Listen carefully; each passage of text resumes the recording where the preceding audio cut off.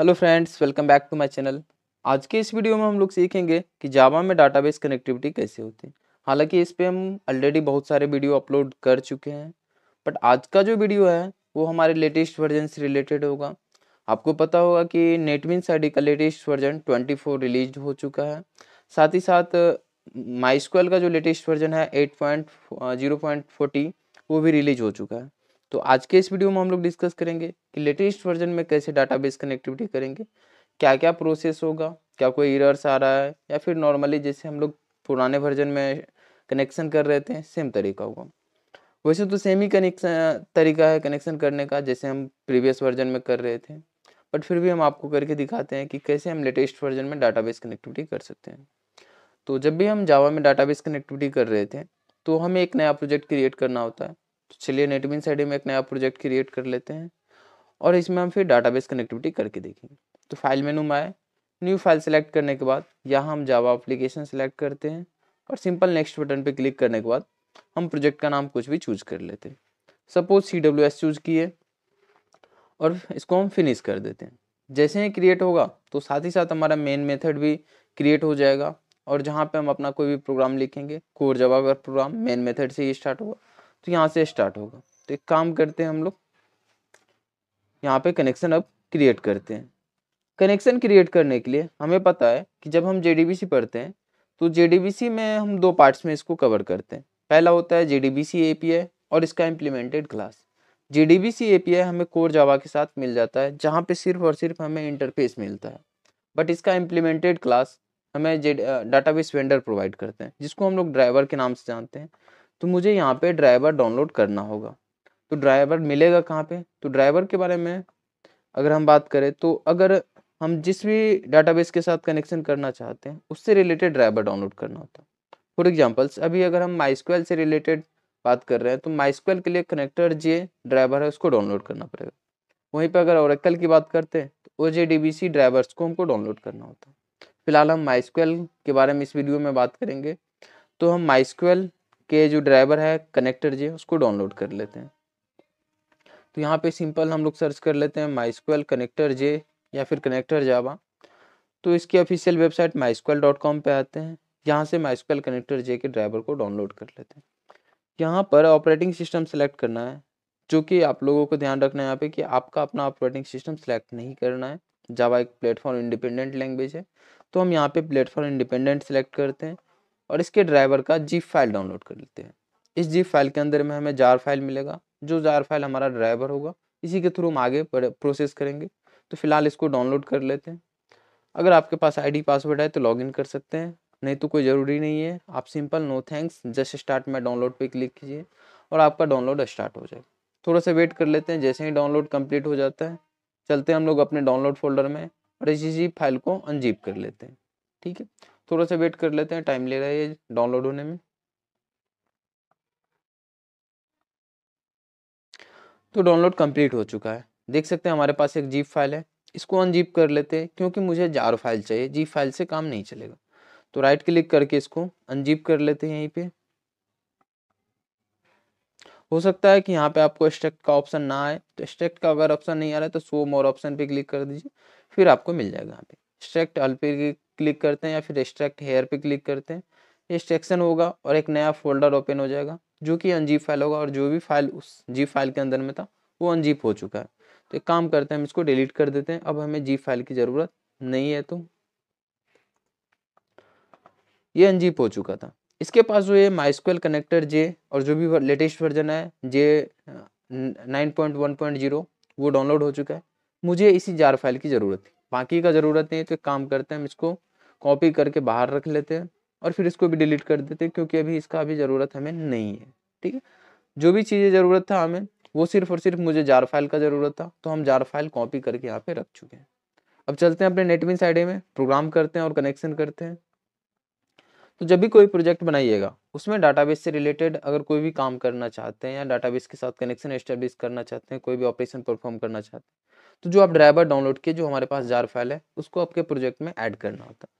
तो NetBeans ID में add करने का तरीका है कि लाइब्रेरी में आके ऐड करें। अलग अलग आईडी अगर हम यूज करेंगे तो जार फाइल ऐड करने का तरीका चेंज हो सकता है, बट ऐड जरूर करना होगा। तो हम लाइब्रेरी पे क्लिक करते हैं, राइट क्लिक करके ऐड जार फोल्डर पे क्लिक करते हैं।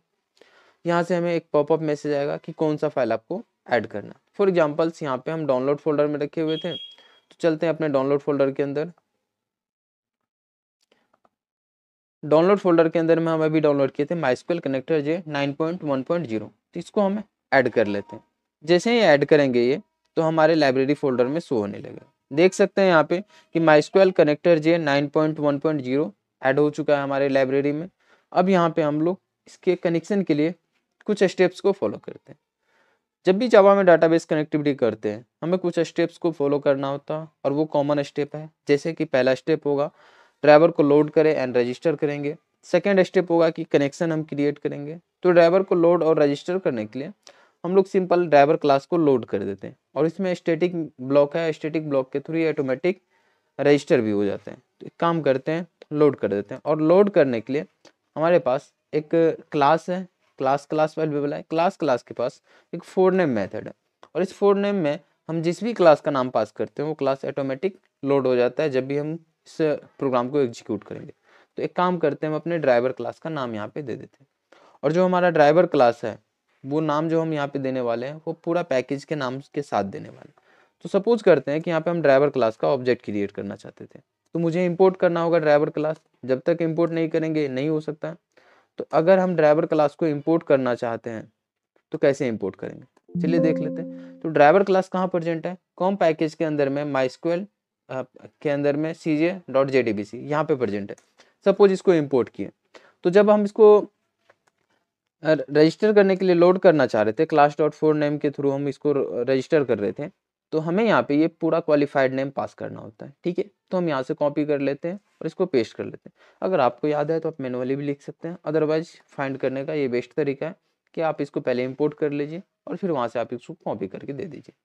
जो क्लास डॉट फोर नेम है हमारे पास, ये एक चेक्ड एक्सेप्शन थ्रो करता है, क्लास नॉट फाउंड एक्सेप्शन, तो मुझे उसको हैंडल करना होगा। अदरवाइज हम क्या कर सकते हैं, यहाँ पे थ्रोज कीवर्ड के साथ भी काम कर सकते हैं। तो चलिए हम थ्रोज कीवर्ड के साथ ही काम कर लेते हैं, यहाँ पे थ्रोज एक्सेप्शन कर देते हैं ताकि जो भी एरर है वो एरर यहाँ से खत्म हो जाए। तो पहला स्टेप हमारा यहाँ पे कंप्लीट हो चुका है। तो फर्स्ट स्टेप में हम क्या किए, लोड एंड रजिस्टर कर चुके हैं ड्राइवर को।